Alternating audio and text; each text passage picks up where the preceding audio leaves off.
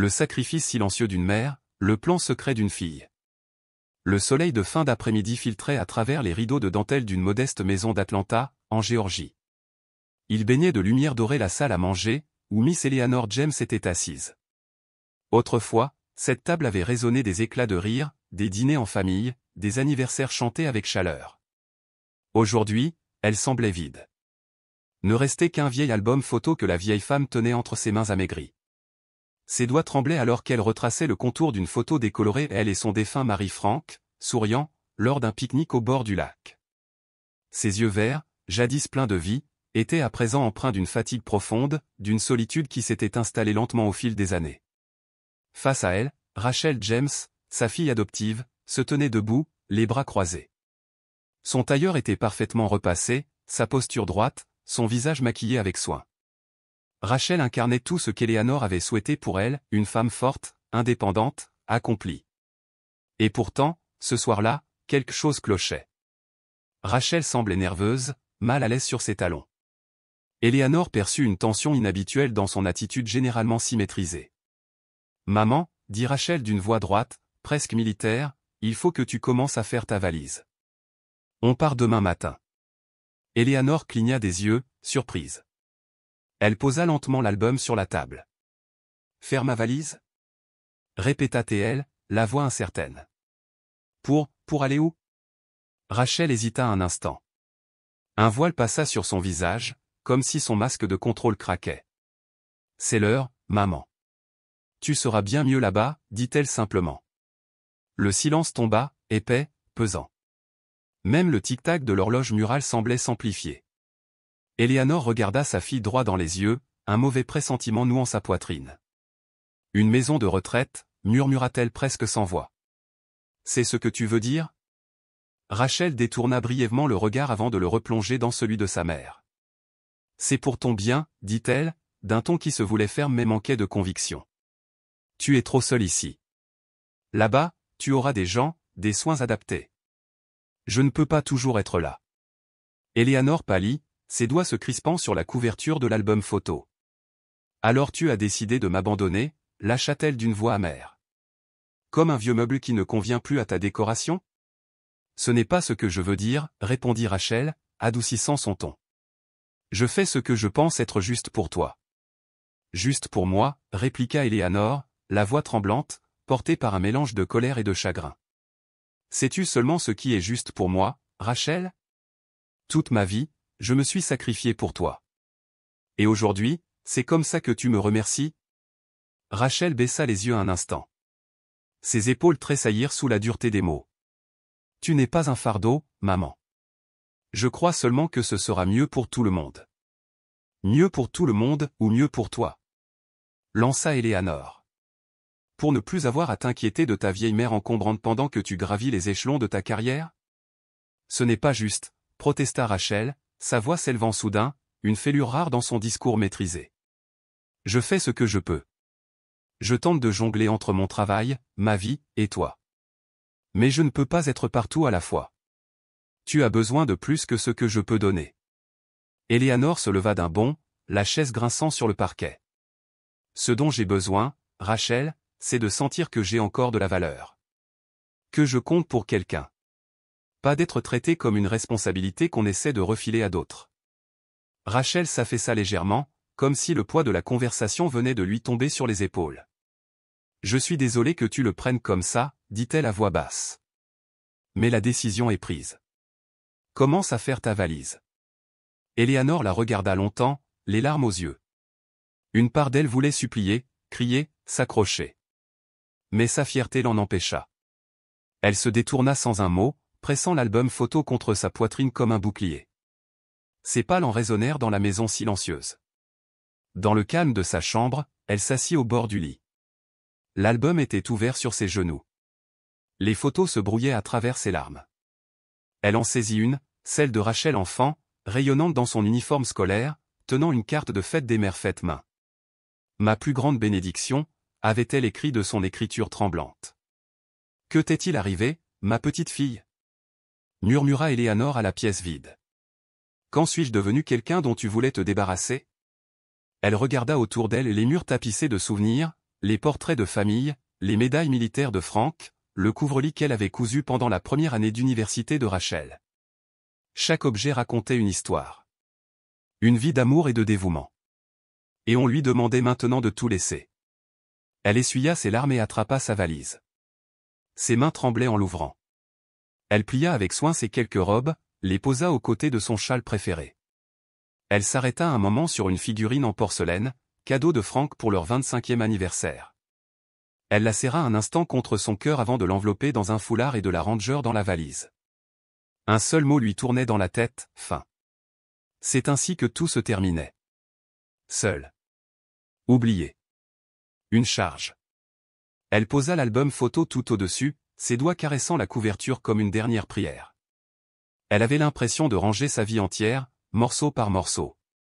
Une fois la valise pleine, elle se rassit sur le lit. Les larmes avaient cessé. Seule subsistait une résignation silencieuse. Si c'est ce que Rachel veut, alors soit, murmura-t-elle. La lumière du jour déclinait, plongeant la pièce dans l'ombre. Le lendemain matin, la voiture roula longtemps à travers la campagne.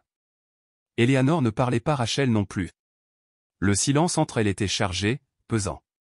Eleanor gardait les yeux fixés sur la route, sa valise sur le siège arrière. Elle avait accepté. Elle n'avait plus de force pour se battre. Mais lorsque la voiture s'arrêta enfin, quelque chose était différent. « On est arrivé », dit Rachel. Eleanor ouvrit la portière avec lenteur et s'immobilisa. Devant elle se trouvait une petite maison coquette, fraîchement peinte, avec un jardin fleuri et une enseigne accrochée à la grille, Maison Eleanor, centre communautaire pour mères isolées. « Qu'est-ce que » balbutia-t-elle, confuse. Rachel s'approcha, un sourire timide aux lèvres. « Tu n'as jamais été un fardeau, maman. J'ai juste mal communiqué. Ce lieu, je l'ai acheté pour toi. Pour que tu ne sois plus seule. Pour que d'autres femmes comme toi trouvent un refuge. Tu vas diriger cet endroit. Raconter ton histoire. Et continuer à changer des vies, comme tu as changé la mienne. » Eleanor sentit ses jambes fléchir. Elle porta une main à sa bouche, incapable de parler. Rachel l'enlaça doucement.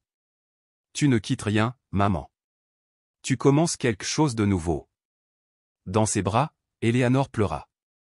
Mais cette fois, ce n'était plus des larmes d'abandon. C'étaient des larmes d'amour. D'une reconnaissance trop longtemps restée silencieuse. Et dans le jardin, bercé par la lumière du matin, le vent emporta le chagrin d'hier pour laisser place à une promesse, celle d'un nouveau chapitre, où le sacrifice d'une mère trouvait enfin sa récompense. Le poids du jour s'abattait sur les épaules frêles d'Eleanor James comme une couverture de plomb. Dans la semi-obscurité de la chambre, seule la lampe de chevet projetait un halo doré sur le cadre argenté où le sourire bienveillant de Franck paraissait encore palpiter. Ses yeux, figés pour toujours, semblaient l'interroger. « Tiens-tu le coup, ma belle ?» Elle effleura du bout des doigts le verre froid, et un souffle brisé s'échappa de ses lèvres. « Oh, Franck! Si seulement tu étais là. Je ne sais pas combien de temps je peux encore tenir. » Elle se redressa, chancelante, et s'approcha de la fenêtre. Les volets mal joints laissaient filtrer un filet d'air nocturne, chargé d'une odeur de chèvrefeuille. Au loin, des rires d'enfants fendaient le silence, un éclat fugace d'innocence qui se heurtait à la solitude qui régnait ici. L'écho de ces voix disparut derrière un claquement de portière, comme une promesse trop vite refermée. Eleanor recula, frissonnante, et son regard se posa de nouveau sur la valise ouverte au pied du lit, un rectangle de tissu rigide, prêt à emporter le peu qui lui restait. Elle se pelotonna contre elle, protégeant son cœur d'un avenir qui ne lui appartenait déjà plus. Pour la première fois depuis des années, elle se sentit absolument, irrémédiablement seule. Elle resta un long moment assise sur le rebord du lit, les genoux serrés, le vieil album posé sur ses cuisses. La lueur chancelante de la lampe accentuait les rides qui sillonnaient son visage, chacune racontait une histoire de sacrifice, de tendresse, de nuit passée à veiller un enfant fiévreux. Son regard glissa vers la valise, témoin muet d'un bannissement annoncé, puis parcourut la pièce autrefois si vivante. Les murs couleur crème semblaient avoir perdu leur éclat, l'air même paraissait étranger, comme s'il appartenait à d'autres souvenirs, à d'autres gens. Tandis que son souffle se calmait, ses pensées glissèrent hors du présent, comme si la chronologie elle-même s'était fissurée. Elle se revit des décennies plus tôt, ouvrant la porte d'entrée avec Franck, un matin de printemps inondé de lumière. Entre eux, Rachel, 2 ans à peine, balançait des couettes désordonnées et serrait contre son cœur un lapin en peluche. Ses petits pas faisaient claquer le parquet prêté par le temps, et ses rires clairs emplissaient la maison d'une musique nouvelle. Éléanore avait senti alors de tout son être qu'elle venait de devenir mère. Peu importait le sang, seule comptait la promesse inscrite dans ses grands yeux bruns, « Je veillerai sur toi ». Franck, charpentier aux doigts d'or, avait humé l'air comme on respire le premier jour d'été. Il s'était penché vers sa femme, ses larges épaules encore poudrées de sueur. « Nous lui offrirons tout, Élie », avait-il murmuré le soir même, en signant les papiers d'adoption. Elle grandira enveloppée d'amour, c'est juré. Leur maison se peupla alors de bibelots sculptés par Franck, de livres colorés qu'Éléanore rapportait de la petite bibliothèque scolaire où elle travaillait. On aurait dit que le bois lui-même chantait, tant les meubles respiraient la tendresse de leurs mains réunies. Les saisons filèrent, et leur rêve commun prit forme, un terrain au bord d'un lac, à l'orée d'une clairière où des libellules valsaient au-dessus de l'eau miroitante. Là, ils bâtiraient le refuge de leurs vieux jours, une véranda ouverte sur les couchers de soleil, un poêle qui crépiterait même en été tant il ferait bon s'y lever. Mais un automne brutal balaya leurs plans. Franck, emporté par un malaise foudroyant, s'effondra dans l'atelier qui sentait la cire et le pain fraîchement raboté. Rachel, 10 ans alors, tomba à genoux près de lui tandis qu'Éléanore courait chercher de l'aide, le cœur battant au-delà de toute mesure. Le jour des funérailles, la pluie battait les dalles du cimetière et les sanglots d'Éléanore se confondaient avec le ruissellement du ciel. Elle se souvint avoir serré la main de sa fillette, haletante, en se jurant de ne jamais laisser la noirceur gagner. Les années suivantes furent un marathon de factures et de silence tardif. La journée, Éléanore rangeait les rayons de la bibliothèque et conseillait les collégiens rêveurs. Le soir, elle tutorait des élèves en difficulté, puis alignait dentelle et fils sur la vieille Singer héritée de sa mère pour recoudre le budget familial. Sous la lumière crue de l'ampoule nue, elle calculait, raturait, ajustait, le visage pâle mais l'esprit obstinément tourné vers un seul objectif, Rachel doit avoir le meilleur. Et la jeune fille grandit. Studieuse, déterminée, elle arracha des bourses, gravit les marches du lycée comme on gravit une montagne, et décrocha l'entrée tant convoitée à la faculté de droit.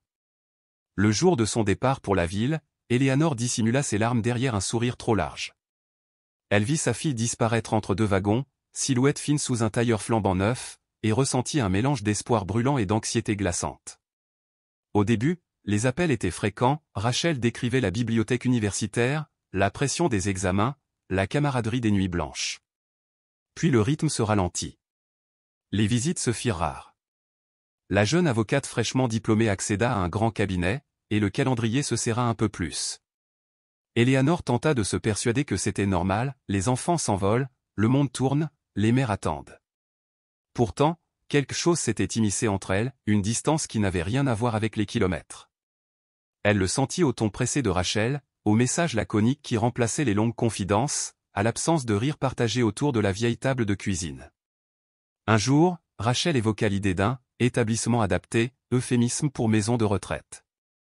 Les mots étaient tombés comme des cailloux. Éléanore avait acquiescé d'un signe de tête, incapable d'articuler la tempête qu'il déclenchait. Elle rentra chez elle, s'assit sur le lit, et comprit que sa valise ne serait plus un objet de voyage, mais une frontière. Ce soir-là, l'album photo ouvert entre ses doigts l'entraîna vers le lac de leurs rêves. Elle revit Franck tracer des plans dans le sable, un crayon derrière l'oreille, son rire se mêlant au clapotis des vaguelettes. Elle se remémora la vente du terrain, décision déchirante mais nécessaire pour payer la dernière année d'université de Rachel. Un sacrifice de plus, emporté comme un morceau de leur avenir. Allait-elle lui en parler un jour? Peut-être pas. Les souvenirs s'entrechoquaient, lumineux et cruels. Elle caressa la page où l'on voyait Rachel, 6 ans, cartable flambant neuf, serrant la main de son père. Elle n'a plus besoin de moi, murmura Éléanore, la gorge serrée. Je suis devenue une charge. L'aveu s'éteignit dans le vide de la pièce. Ses épaules s'affaissèrent, et elle sentit une fatigue ancienne se réactiver, une lassitude que ni thé brûlant ni couverture ne pourraient apaiser. La valise, posée là, semblait approuver d'un mutisme impitoyable. Elle réfléchissait déjà à ce qu'elle pourrait emporter, quelques vêtements, le portrait de Franck, peut-être les vieilles lettres d'amour cachées dans la commode. Tout le reste, les rideaux qu'elle avait cousus, la table qu'il avait façonnée resterait, fantômes mélangés au papier peint. Les larmes, d'abord discrètes, devinrent un flot. Elle s'allongea, recomposa en pensée chacune des nuits où, veillant la fièvre de Rachel, elle priait pour que l'aube leur soit favorable. Elle se souvint de la première dent tombée, du bal de promo, de la soutenance de mémoire à laquelle elle n'avait pas pu assister faute de train. Tous ces instants formaient désormais un chapelet que plus personne ne tenait. Sous le plafond jauni, la chambre tourna lentement. Le tic-tac du réveil, seul bruit survivant, martelait l'écart grandissant entre une mère et sa fille. Éléanore, immobile, sentit le sommeil l'effleurer puis s'enfuir, retenue par l'angoisse. Elle aurait voulu téléphoner, dire simplement « Reste, parlons ». Mais quels mots, quel ton aurait pu dissiper tant d'heures non partagées? Alors elle ferma les yeux et chercha la voix de Franck à l'intérieur d'elle-même. Il ne parlait pas, mais elle crut entendre son souffle, comme un vent chaud dans les feuilles d'un été disparu. Elle s'y accrocha. Peut-être, se dit-elle, que tout n'était pas perdu, peut-être qu'une porte restait entr'ouverte quelque part entre deux battements de cœur. Elle inspira, expira. Tant que l'amour subsiste, il existe une chance, même infime, de refaire le chemin à l'envers. Au dehors, les lumières de la rue s'éteignirent tour à tour, cédant la place à un bleu d'encre qui gagnait l'horizon. Dans le noir presque complet, Éléanore sentit la présence intangible de ses souvenirs l'envelopper. Il n'y avait plus de murs étrangers, plus de silence hostile, seulement la pulsation têtue d'une vie entière, gravée dans chaque fibre du matelas, dans chaque nœud du parquet. Peut-être devait-elle partir. Peut-être pas. Mais, à cet instant, ce n'était pas la décision finale qui comptait. C'était cette vérité, simple et douloureuse, elle n'était pas un fardeau. Elle était la somme vivante de toutes les promesses tenues, de tous les sacrifices consentis, de toutes les nuits à espérer. Et cela, que Rachel s'en souvienne ou non, personne ne pourrait le lui enlever. Éléanore sentit la nuit s'alourdir autour d'elle comme une couverture de velours sombre. La lumière douce de la lampe de chevet dessinait des ombres longues sur les murs, tandis qu'elle tournait la dernière page de l'album photo qu'elle tenait depuis des heures. Ses doigts, noués par l'arthrite, caressèrent une image fanée, Franck, son Franck, l'air malicieux, le soleil d'été faisant scintiller la sueur sur son front. C'était la fin d'une journée passée à rire, à poser des pierres pour un foyer qu'il n'avait jamais pu achever. Un sourire trembla sur les lèvres d'Éléanore, aussitôt balayé par ce même vent de mélancolie qui sifflait depuis des années, la musique douce amère de toute une vie sacrifiée pour l'avenir de sa fille. « J'ai joué ma partition », murmura-t-elle, la voix ravalée par l'émotion. À présent, c'est à elle de vivre la sienne, même si cela signifie qu'elles doivent me laisser en arrière. Avec une tendresse farouche, elle referma l'album et le posa sur la table de nuit, comme on range un trésor dont on connaît chaque recoin. Puis elle éteignit la lampe, tira la courte pointe jusqu'au menton, et attendit le sommeil. Mais la nuit ne voulut pas d'elle, ses pensées se mirent à tournoyer, toile d'araignée de souvenirs, de regrets et de questions sans réponse. Elle se demanda, non sans un serrement au cœur, si quelque part, dans la pénombre, Franck l'entendait encore. Avant même l'aube, le moteur de la voiture vibrait dans le silence encore fragile du matin. Rachel James, le visage crispé par l'effort de rester maîtresse d'elle-même, manœuvra prudemment pour sortir de l'allée. Sur la banquette arrière, Éléanore, droite comme un arbre qu'on aurait déplacé de force, tenait sa valise contre elle, telle une bouée dans une mer inconnue. Ni l'une ni l'autre n'avait trouvé le courage de briser le silence, il emplissait l'habitacle comme un brouillard épais, porteur de peurs inavouées et de secrets trop lourds. Rachel sentit son estomac se nouer. Tout ce qu'elle avait imaginé ce jour ne ressemblait en rien à cette image. Dans son rêve, sa mère souriait, curieuse, impatiente même, la réalité lui renvoyait le visage fermé d'Éléanore, ses grands yeux verts voilés d'incompréhension. La jeune femme resserra ses mains sur le volant, essuyant du pouce la fine pellicule de sueur qui couvrait ses paumes. « Respire », se dit-elle. « Fais-lui confiance. » Pourtant, une appréhension folle grimpait déjà dans sa poitrine, et si elle s'était trompée? Si cet immense cadeau n'était pour Éléanore qu'une façon élégante de la repousser? La route s'allongeait devant elle, ruban gris pâle sous les premiers lueurs roses de l'aube. Dans le rétroviseur, Rachel croisa le regard de sa mère. La valise, posée sur les genoux d'Éléanore, était serrée si fort que les jointures de ses doigts blanchissaient. Soudain, l'image lui parut insoutenable, un souvenir refit surface, vif et brûlant. C'était un après-midi d'été, quelques mois plus tôt. Rachel, en visite éclair, avait profité de la sieste de sa mère pour faire du rangement dans la vieille cuisine. Elle voulait aider, se rendre utile, alléger un quotidien qu'elle savait de plus en plus pesant pour Éléanore. En déplaçant une pile de livres de recettes jaunis, son regard s'était accroché à un petit carnet de cuir, émoussé par le temps. La curiosité l'avait emporté, elle avait entrouvert la couverture, découvrant une écriture régulière, lente, comme si chaque mot avait été pesé puis déposé avec soin.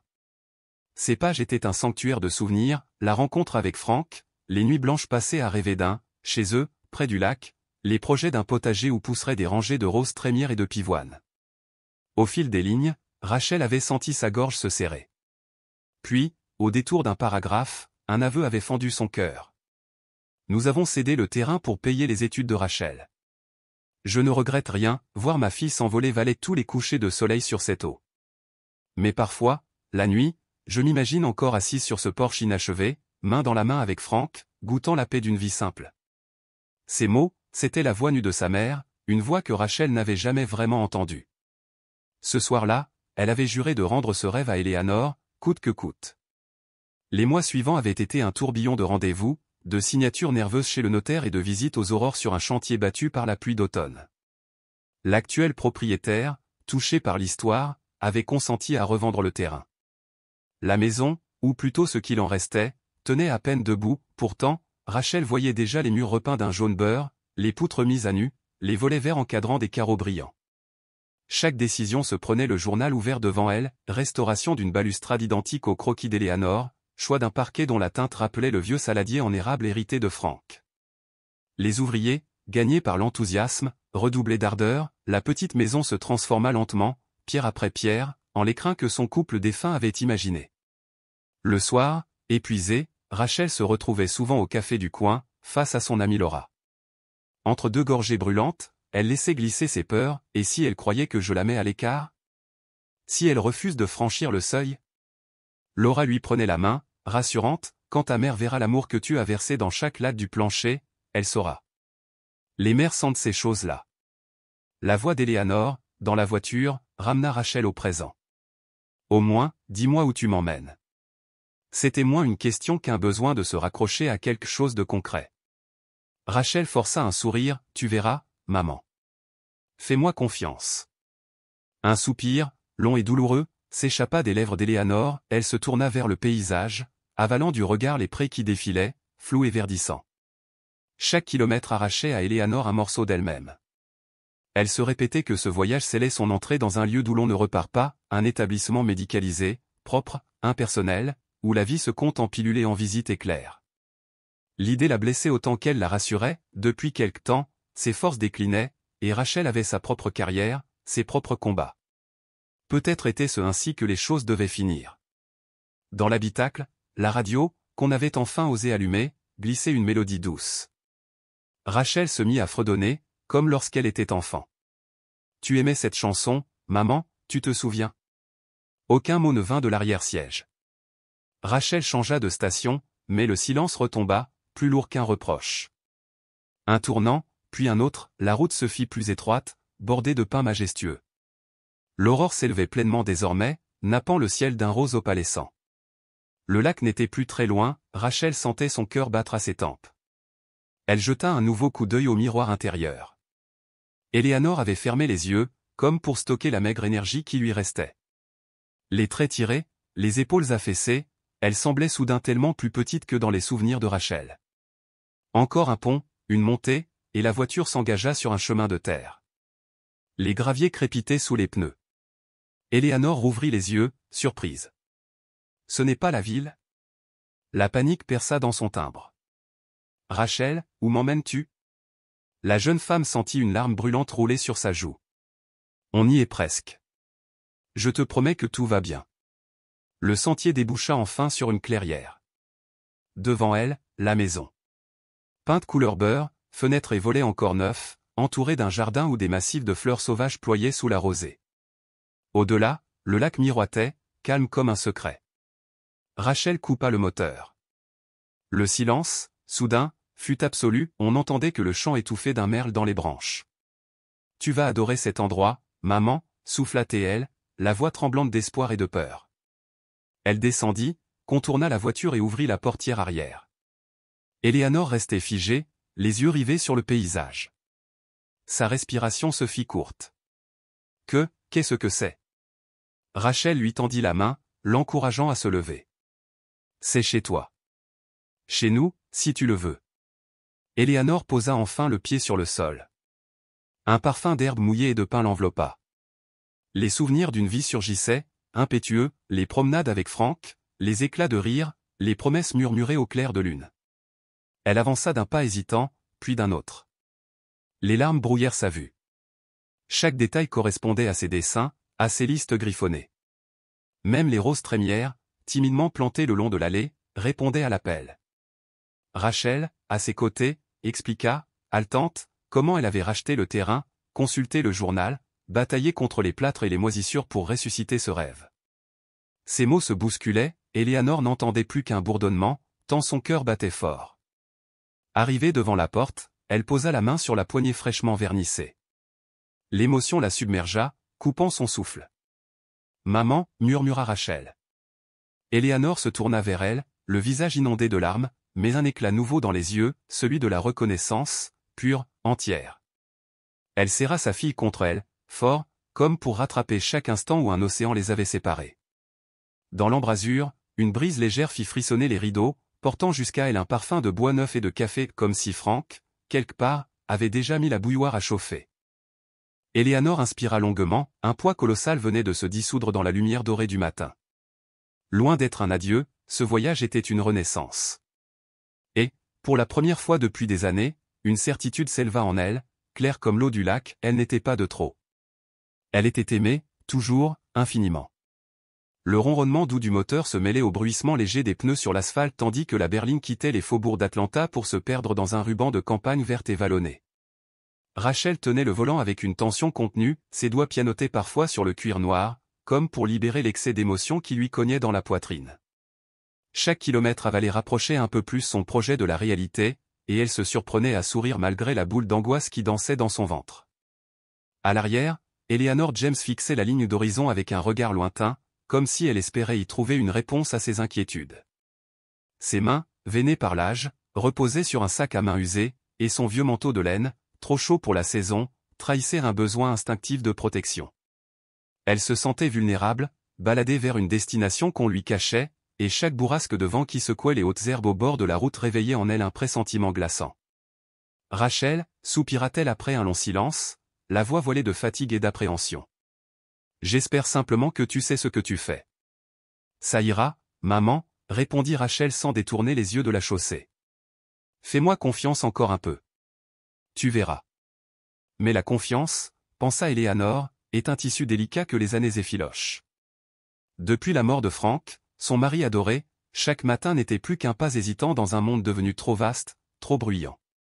Ses souvenirs s'étaient levés dans les murs de leur petite maison modeste, là, un parfum de café, ici, la photo encadrée d'un pique-nique au bord d'un lac, ailleurs, la lettre d'acceptation à l'université de Rachel que Franck avait affichée, fier comme un coq. Tout cela, Éléanore croyait le laisser derrière elle pour de bon. Elle inspira, retenant une brûlure au fond de la gorge. La ville céda la place à un paysage ondulant, prairies coupées de clôtures blanches, granges au bois roux, murées de pierres sous des chênes centenaires. L'air semblait plus clair ici, et les nuages, en flocons de coton, glissaient paresseusement dans un ciel au bleu fragile. Rachel sentit une poussée soudaine d'enthousiasme, elle imagina déjà la surprise illuminer le visage de sa mère, la façon dont les rides d'inquiétude se détendraient quand la vérité éclaterait. Son cœur battit plus vite.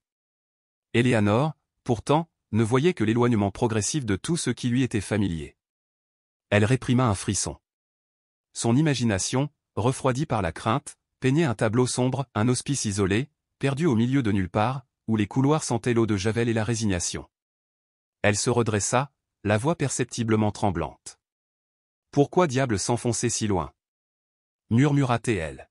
« N'existe-t-il pas de maison de repos en ville » Rachel répondit par un sourire discret reflété dans le rétroviseur. « Patience, nous y sommes presque. » Le silence retomba, dense, entrecoupé du cliquetis d'un clignotant. La route se mua en chemin gravillonné, bordé d'une procession d'érables dressés comme une aide d'honneur. Des éclats dorés de lumière filtraient entre les feuillages, dessinant sur le capot du véhicule des mosaïques mouvantes. Les pneus crissaient doucement, soulevant de petites poussières qui dansaient dans l'air du soir. Soudain, l'allée se dégagea en un large clairière. Devant elle, paisible, reposait un lac miroitant, et, posée sur sa berge, une maison qui semblait tirée d'un vieux rêve, façade jaune beurre, volets crème, porche enveloppant orné de jardinières débordant de pétunias carmin et de géraniums rosés. Le soleil couchant embrasait l'ensemble d'une aura douce, presque irréelle, comme si le temps s'était arrêté juste pour cette apparition. Rachel coupa le moteur. Le silence de la nature envahit l'habitacle, ponctué du chant lointain d'un grillon et d'un bruissement d'eau contre la rive. Elle se tourna enfin vers sa mère, les pupilles brillantes d'une émotion contenue. « Nous sommes arrivés, maman. » Éléanore, stupéfaite, sentit ses doigts déserrer la poignée de son sac. Ses chaussures touchèrent le gravier comme si elle marchait sur un nuage d'incrédulité. Les genoux tremblants, elle s'appuya à la portière pour stabiliser son souffle, puis leva les yeux vers la demeure. Son cœur, qui se croyait las, reçut une vague de souvenirs si vive qu'elle vacilla. « Mon Dieu, souffla-t-elle. Ce n'est pas possible. Cette maison a été vendue, détruite même, je ne comprends pas. » Rachel contourna la voiture et posa sa main sur l'épaule frêle de sa mère, la guidant pas à pas jusqu'au perron peint en blanc. « C'est bien elle, maman. Ta maison du lac, celle dont tu parlais encore et encore quand j'étais petite. Celle que toi et papa aviez achetée avant de tout sacrifier pour mes études. Elle est à toi, de nouveau. » Éléanore sentit une larme brûlante rouler sur sa joue parcheminée. Le souvenir se faisait net, Franck et elle, jeunes mariés, riant en balayant la poussière d'un sol fraîchement poncé, lui promettant de planter des rosiers, elle dessinant déjà où placerait un rocking chair pour contempler le coucher du soleil. Mais la vie avait frappé plus dur, les factures de l'université, un prêt impossible, l'opportunité pour Rachel de s'inventer un avenir. Franck, le cœur serré, avait accepté de revendre le paradis au bord de l'eau. Et Éléanore avait rangé ce rêve dans une boîte, au fond d'un tiroir de son âme. Elle serra les mains de sa fille. « Comment as-tu fait? Les frais, les démarches, la rénovation? » « Je n'ai fait que rendre ce que tu m'avais donné, » répondit Rachel. « Tu as vendu ton bonheur pour que je puisse construire le mien. » Il était temps d'inverser le don. Le plancher du porche craqua sous leurs pas. Au seuil, Rachel tira de sa poche une petite clé en laiton. Le déclic résonna comme un sablier renversé, chaque grain de peur d'Éléanore se changeait en poussière scintillante d'espoir. La porte s'ouvrit. L'intérieur baignait dans une clarté chaleureuse, reflet du lac à travers de larges fenêtres. Le parquet de bois blond exhalait une odeur fraîche de cire et de pin. Des murs d'un jaune pâle accueillaient des cadres anciens, la famille rassemblée, Franck en uniforme lors d'un pique-nique, Rachel fillette brandissant un diplôme de natation. Chaque photo était comme un fil tendu entre passé et présent, tissant une tapisserie d'amour et de persévérance. Dans le salon, un tapis perçant aux tons ocre adoucissait la pièce.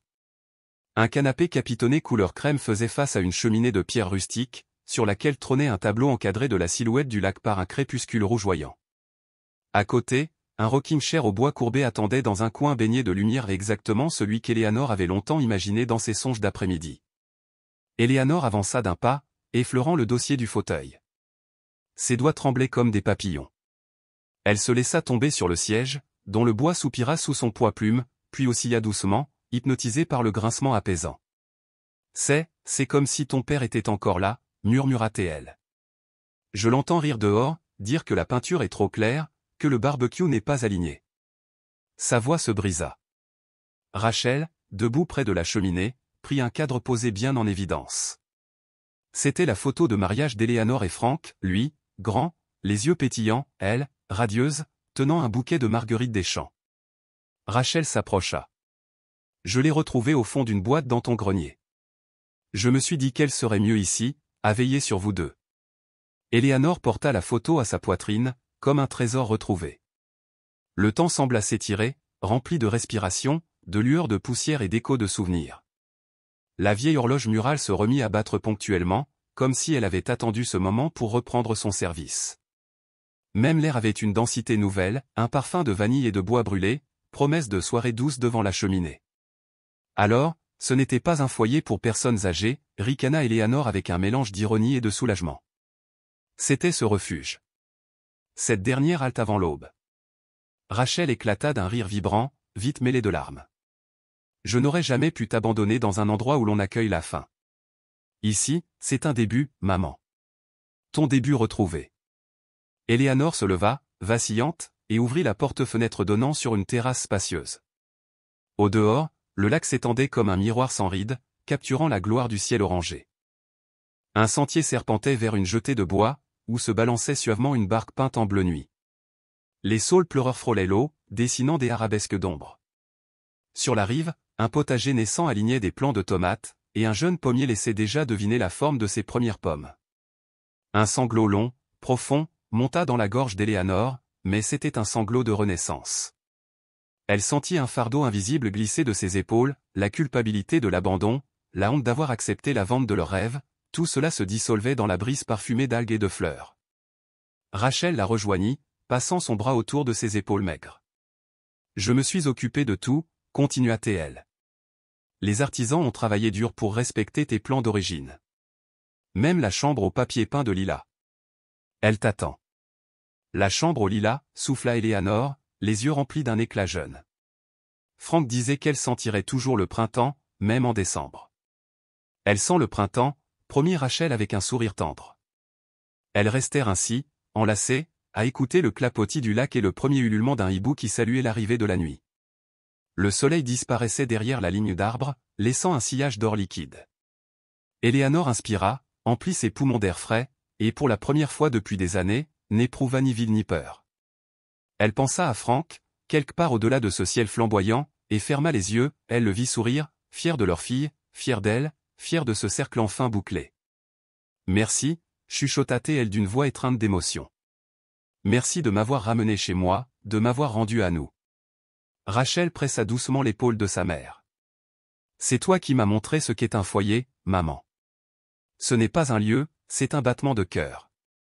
Je n'ai fait que raviver le tien. » La nuit étendit son voile d'encre, piqueté d'étoiles fraîches. Dans la maison du lac, une lampe s'alluma, diffusant une lueur jaune douce sur les carreaux. Un foyer crépita bientôt, envoyant des volutes de chaleur dans les pièces fraîchement rénovées. Les murs, témoins silencieux d'une réconciliation avec le passé, semblaient se dilater, comme pour accueillir un futur rempli de rires, de parfums de soupe au poulet, de conversations tardives et de souvenirs à venir. Éléanore s'attarda un instant encore sur le seuil, sentant la vibration familière du rocking chair derrière elle, les reflets d'ambre sur le parquet, l'odeur délicate de pain au four. Elle se tourna vers sa fille, ses yeux d'émeraude brillant de l'armée de lumière.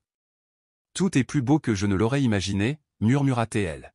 « C'est le plus beau cadeau qu'on m'ait jamais fait. » Rachel glissa sa main dans celle de sa mère. « Alors, viens, dit-elle doucement. Commençons à vivre chaque seconde de ce cadeau ensemble. » Et elles pénétrèrent dans la maison, laissant la porte se refermer doucement dans le bruissement d'un été naissant. Le lac chuchota des promesses d'aurore tranquille, les lucioles allumèrent leurs lanternes dans l'herbe haute. Au cœur de la nuit, la demeure éclairée devint un phare silencieux, guidant vers le rivage sur de l'amour retrouvé, un amour assez grand pour rendre un rêve plus fort que le temps lui-même. Rachel guida doucement sa mère jusqu'au canapé, sa paume caressant le dos voûté d'Éléanore comme on apaise une mer agitée. « Assieds-toi un instant, maman, souffle un peu. Il reste encore 1000 merveilles à explorer, mais je ne veux pas que ton cœur s'emballe dès la première minute. » Le trajet depuis la ville avait paru interminable à la vieille femme, chaque kilomètre l'enfonçait dans une appréhension qu'elle n'osait formuler. À présent, sous le plafond boisé qui exhalait la résine fraîche, ses genoux flageolaient tandis que son regard cherchait déjà à tout embrasser. Le salon s'ouvrait comme un écrin.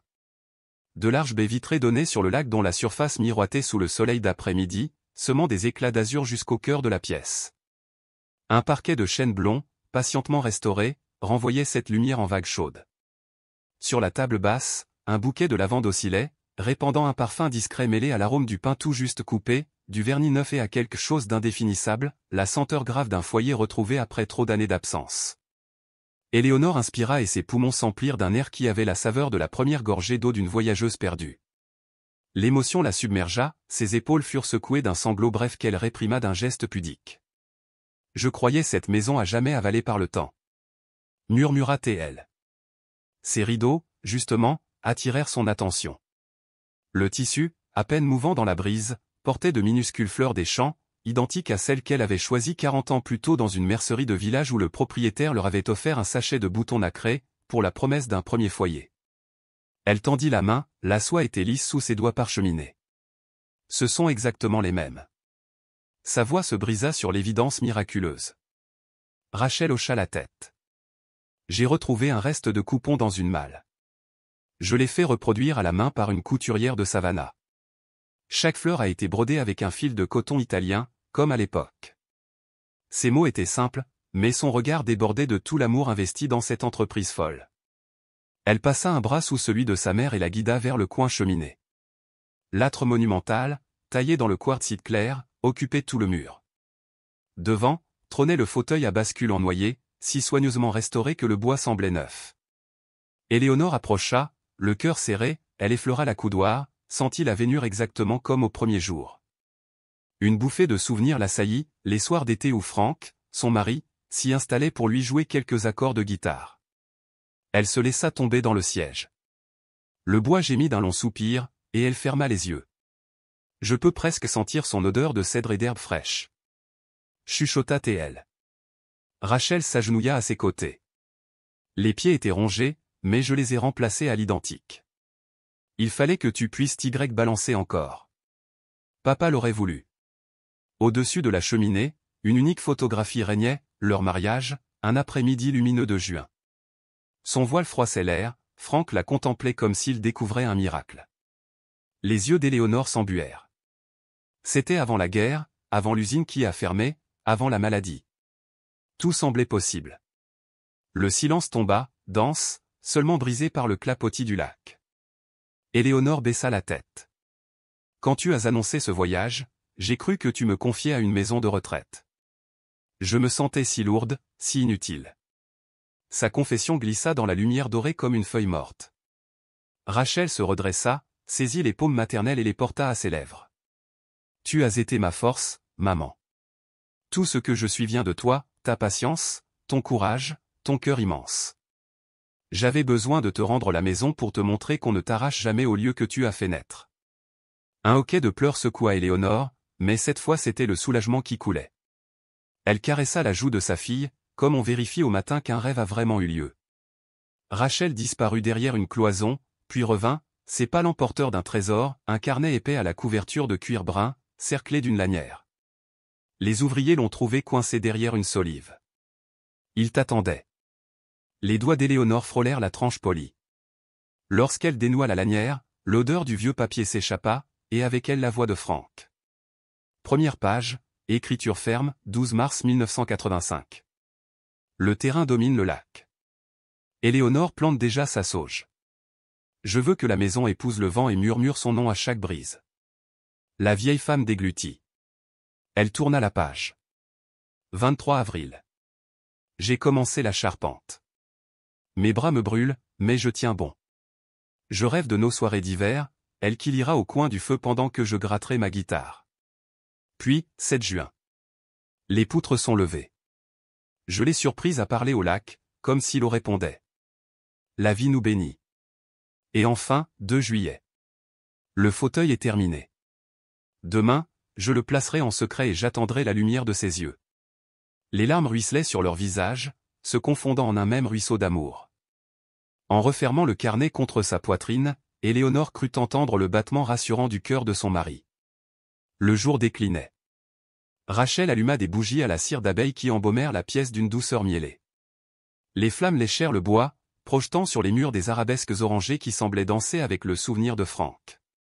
Autour d'elle, la maison vibrait, comme si chaque objet aspirait à témoigner de cette réunion.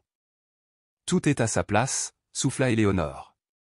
Même la fissure au-dessus de la fenêtre, là où la grêle avait frappé la première année. Je l'ai laissé exprès, avoua Rachel. Les cicatrices aussi racontent notre histoire. La mère prit la main de sa fille. Viens. Montre-moi le reste. Elles traversèrent un couloir bordé de photos, Rachel enfant sur une balançoire, Rachel adolescente, diplôme en main, Rachel adulte, le regard décidé. Au bout, la chambre s'ouvrait sur un univers de linge immaculé, d'armoires anciennes cirées à la propolis, de lampes en opaline diffusant une clarté douce. Sur la commode, un vase, rempli de pivoine blanche, exhalait un parfum de miel et de rosée. Éléonore effleura les pétales, puis s'approcha de la fenêtre. La lune se levait, énorme, lavande, doublant sa lueur sur l'eau sombre. Elle remercia la vie, Franck, et cette fille qui portait un courage nouveau. De retour au salon, l'horloge sonna 9 coups. Rachel proposa un thé. Dans la cuisine rustique, elle fit frémir l'eau, sortit la vieille théière fleurie que Franck avait offerte pour leur 10e anniversaire. Éléonore éclata d'un rire clair, tu l'as retrouvée. Je la croyais irrécupérable. Un artisan l'a restauré. Tout ce qui tenait à ton bonheur est devenu mon chantier.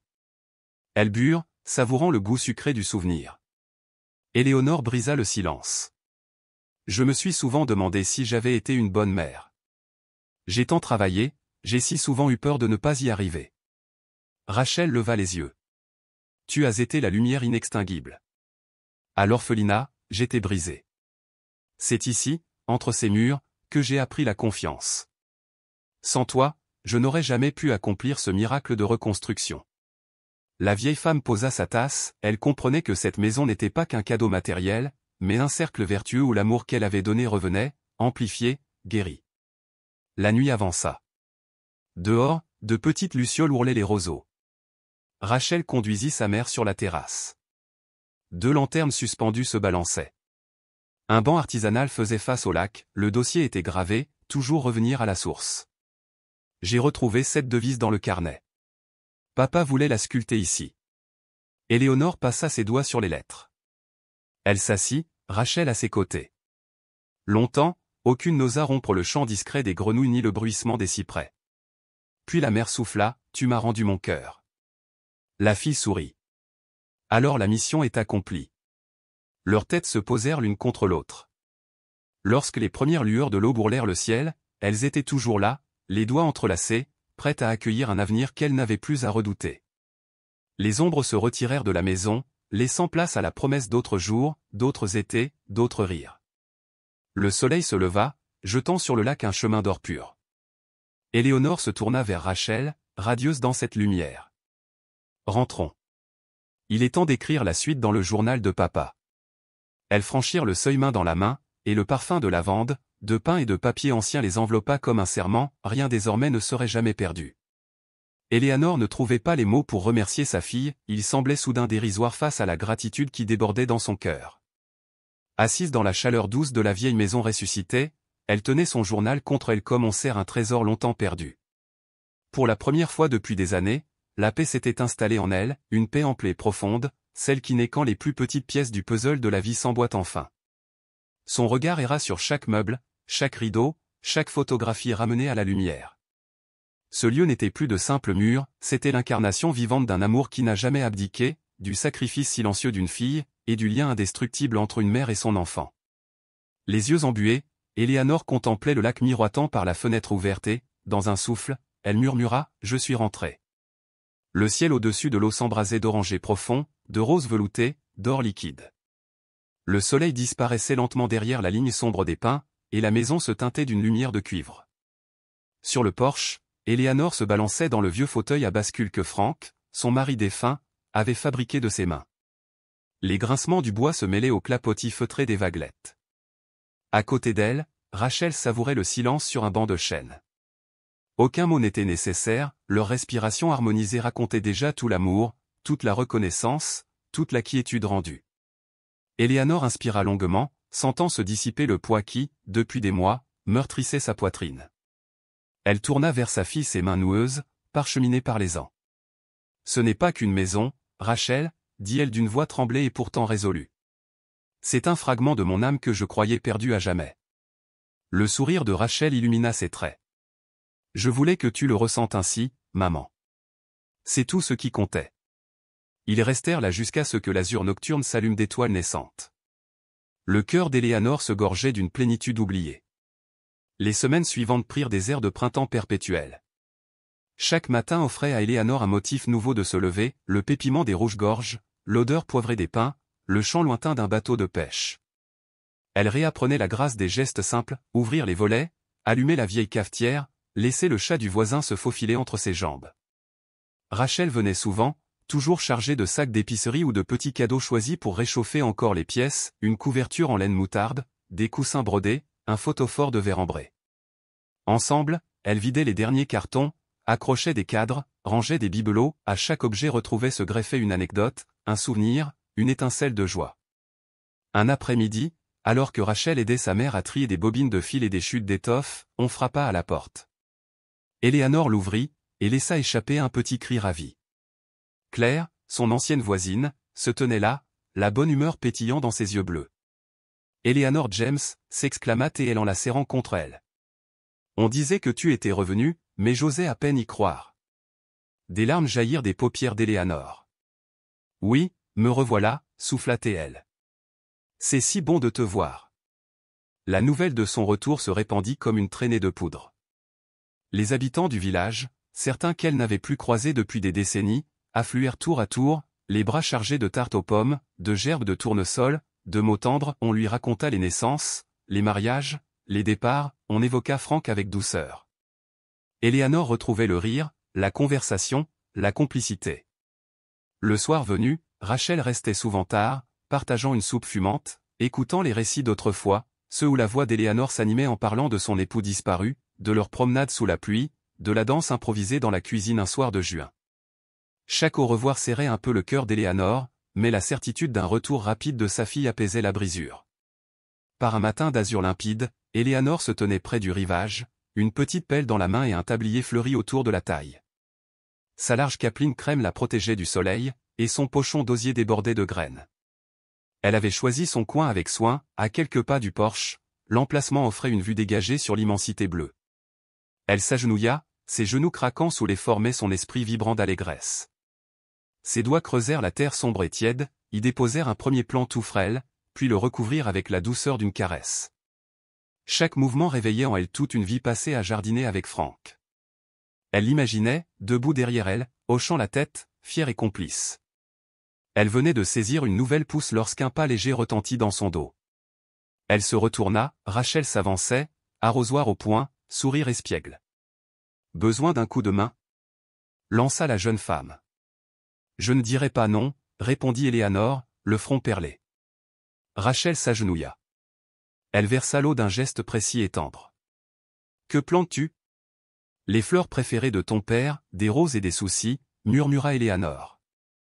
Il disait qu'elle lui rappelait la maison de son enfance. La fille hocha la tête, émue. C'est un bel hommage, maman. Elles œuvrèrent côte à côte, faisant naître un parterre odorant qui bientôt regorgerait de teintes flamboyantes. Quand la dernière tige fut en terre, mère et fille contemplèrent leur œuvre. Éléanore serra la main de Rachel, et ses yeux, brillant d'un trop-plein d'émotion, se plantèrent dans les siens. « Je croyais que tu m'arrachais à ma vie », avoua Théel d'une voix brisée. « Mais tu m'as ramené chez moi. »« Parce que c'est là ta place », répondit Rachel, pressant doucement ses doigts. Le lac scintillait sous le soleil montant, les premières abeilles vrombissaient autour des bourgeons, et l'air sentait la sève fraîche. Pour Éléanore, ce n'était pas seulement un nouveau chapitre, c'était la réconciliation avec un passé qu'elle pensait irrémédiablement enfoui. Plus tard, elles regagnèrent le porche, un pichet de limonade glacée à la main. Les verres s'embuèrent dans la chaleur de midi.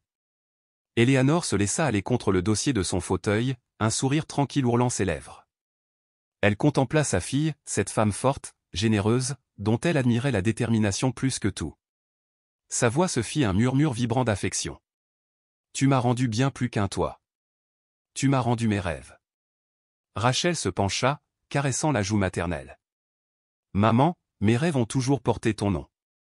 Tout ce que j'ai fait, je l'ai fait pour toi. » Le monde paraissait suspendu autour d'elle, seul résonnait le bruissement des aiguilles de pin, le cliquetis lointain d'un moulin à vent, et cette vérité silencieuse, leur amour était plus vaste que n'importe quelle épreuve.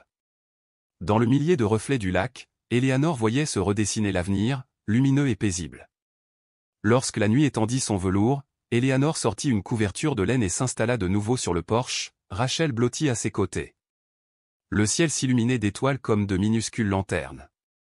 Éléanore pencha la tête en arrière, l'immensité céleste l'enveloppait d'une quiétude presque sacrée. Pour la première fois depuis des années, elle regardait la voûte étoilée sans y mêler la moindre inquiétude.